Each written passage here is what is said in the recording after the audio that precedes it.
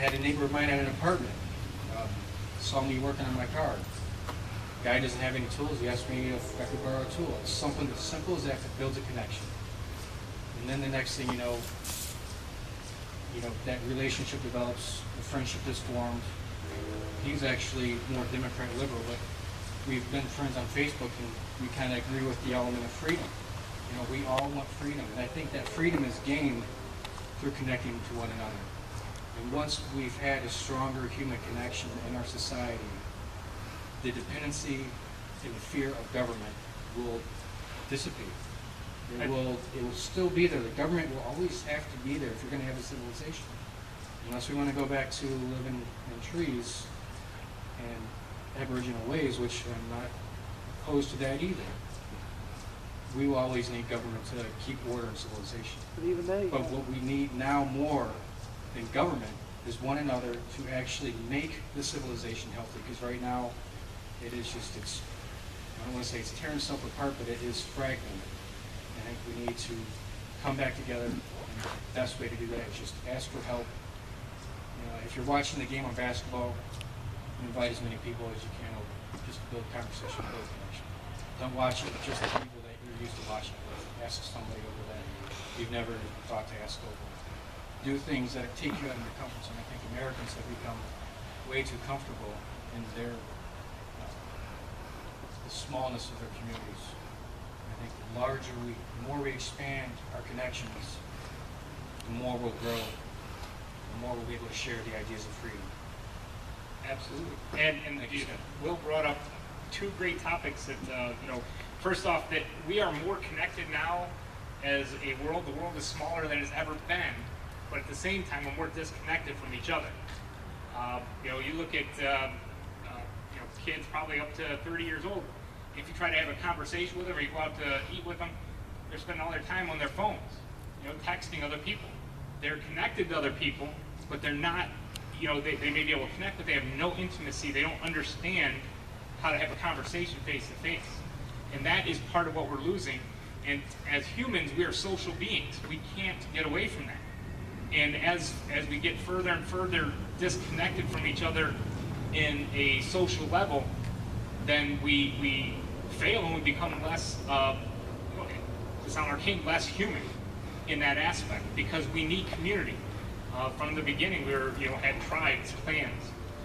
We create that social bond that we don't have today, even though we're more connected than we've ever been. And how many of us here know where our hamburgers come from? Where the pork comes from, where your arugula comes from. How many of you have been to, know the farm that it comes from, or have met a farmer, or a hog owner, or anything like that? We just take everything for granted. We have no idea how it happened, and that's part of the disconnect we have with the reality.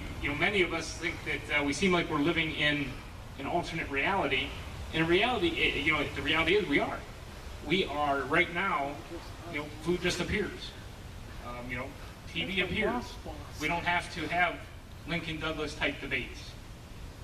You look at the crowd here today. You look at they used to have debates where they would draw hundreds, thousands of people, and they would stand for 2 hours just to hear people go back and forth, to share ideas.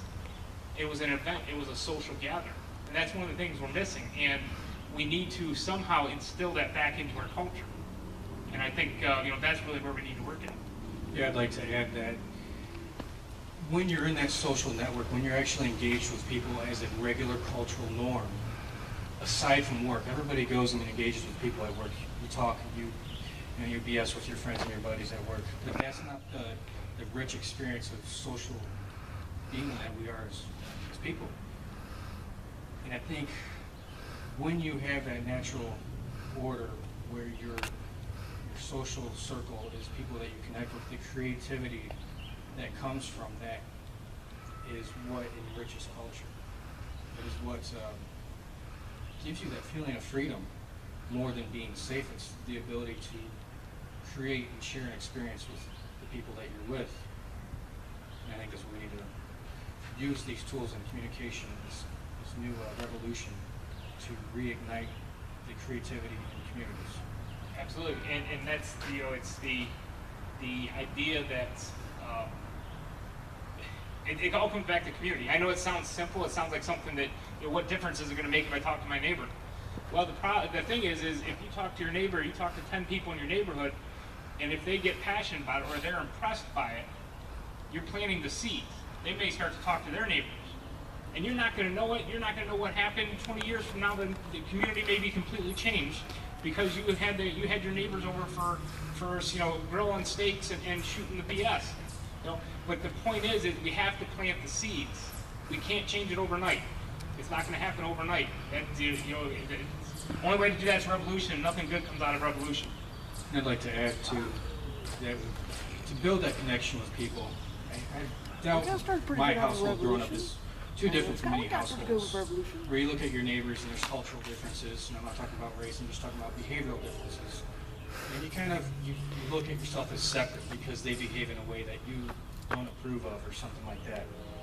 We have to get past viewing each other as, you know, viewing the differences between one another and have to actually be comfortable with the differences in order to build that connection. So we got to let go of non-judgment and stop resisting this potential for social connection. Absolutely, because only by our differences, that's what made us great as a country to begin with, is our differences. We learn from each other, we challenge each other, and we become better through more ideas, not less, and not single monolithic ideas. You know, and when you challenge somebody, like Will texted me this morning and said he wasn't going to be able to talk because he didn't have anything to say. I knew different. I just had to get him up here and challenge him. When we get challenged, then is when we start thinking and we become creative. So that's what this whole debate's about. And it all started because Harry and I have had epic debates, and we said, you know what, people need to hear this. Because I know I'm right, and he's wrong, and I just want to have everybody see that. Thanks, Sam. Right. You want the opening statement? Well,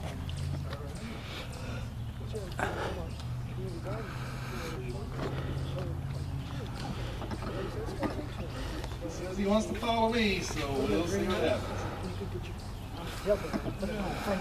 This is it, huh? What did Ralphie said that Ron Paul said? Oh, he's sabotaging you already. Is it working now? Well, You'll have to repeat that. What was it Ron Paul said, that if 15 people showed up, he felt the speech was successful, Oh, or absolutely. did he count himself? Probably. That's good, because that's how many we got here, including me, is 15. 15 more than we had yesterday. I'm going to try to do the walk-around mic, but if I can't handle the mic and the teleprompter at the same time, I'll move to the stand. I don't think I could have got a better bunch of words put together to lead into what I got to say tonight. And I don't care if there's only 2 people here, I'm going to say it. And I hope we get it on YouTube. And don't worry about it to keep me in the camera, just make sure they hear what I got to say. The theory that a tree falling in a forest creates no sound when there are no ears to hear it may or may never be proven is a fact, however, that a voice deliberately silenced makes a sad sound no matter where it falls. In fact, in the America I know, silencing a voice deliberately is a crime. Heinous freedom-restricting crimes of voice silencing are being committed regularly within the boundaries of the US of A, and so few recognize them as taking place. So many ignore it. In the summer of 1787, the Constitutional Convention took place in the building containing voices from every corner of our new country. The convention lasted 4 months. Some say the delegates were locked in for the complete period. Whether or not they were locked in or not allowed to leave, the idea that it took 4 months needs to be recognized for what it was. It took that long to be sure that every idea, every opinion, and every voice were heard and formulated into one document. This document intent was to keep government limited, keep government small, and provide the people the greatest freedom that ever existed on this planet. The document created in those 4 months was named the Constitution. At the convention's conclusion, that document had page after page of government limitations. Even when the 4 voice-containing months were over, the states had their own say, adding further limits to government power before they ratified the new document into law. The states' voices created additional government limits, which were called amendments. The First Amendment, the states created, limited a complete restriction of the government's power over our private lives. The power of the people to speak freely was of such great concern to the states' voices that the second line of government restrictions was devoted to it, second only to the freedom of worship. The fact that our voices not being silenced was the second most important limit that the people of the states placed on the central government clearly articulates that the people who formed our country despise the silencing of voices. The basis to our freedom is that when a voice requests to be heard, the listening begins. A voice requested that just a few years ago. That voice was raised by a group of people calling themselves the Tea Party. I was part of the original Tea Party. No, I'm not saying I was a founding member, but I joined early. I'm shutting my windows. The Tea Party was formed by people who recognized that America had become nothing more than a conglomerate corporation. A huge corporation with huge powers, abandoning all but a few of the individual liberties which the country was founded on. The Tea Party recognized the industrial military complex was real, alive, and no longer being controlled by the people. The Tea Party also recognized that the war machine was neither owned by the Democrats nor was it owned by the Republicans. The Tea Party recognized that the war machine was maintained by both parties, and both parties benefited greatly from its massive power and its enormous profits. The Tea Party was born into existence by free-minded individuals who strived to return the power to the people and restore the Republic of the United States of America. Soon after the birth of the Tea Party, it rapidly moved towards a premeditated end. Soon after its birth, the infiltrators entered with their pendulums swinging. They entered and drew most of the members back into the Republican Party. Member by member were approached by group creators and group members who invited the lovers of the Constitution back into the folds of a completely corrupt system. Member by member, the Tea Party was divided into regularly meeting Republican groups. My opponent tonight was one of those infiltrators. However, since then, we've become good friends. I know truly that there was absence of malice in the small party played in the breaking up of the Tea Party. In fact, I know few who stand as equal in the pursuit of true freedom and the restoration of a constitutional America. He is just one of those people who truly believes that the corporate Republican Party can be rebuilt. He is also one of those people who fail to recognize that last year the Republican Party devoured itself from the inside. I attended some of the meetings of many of these groups because I was certain we could make a difference and change America back to what it once was. I attended the meetings where speeches were made. These speeches at the beginning were truly about restoring freedom, rebuilding the Republic. Not long at all, the themes of these speeches altered into a different course. Speeches were made about not reinventing the wheel. Speeches were made about rebuilding the Republican Party. Speeches were even made with statements uttered, including one that George Bush was the best president we ever had in the US of A. As the crowd applauded, my heart sank. As the crowd applauded, I realized the Tea Party was over. It wasn't but a few weeks later that I heard the Ditto Head and the Baxter calling it the Republican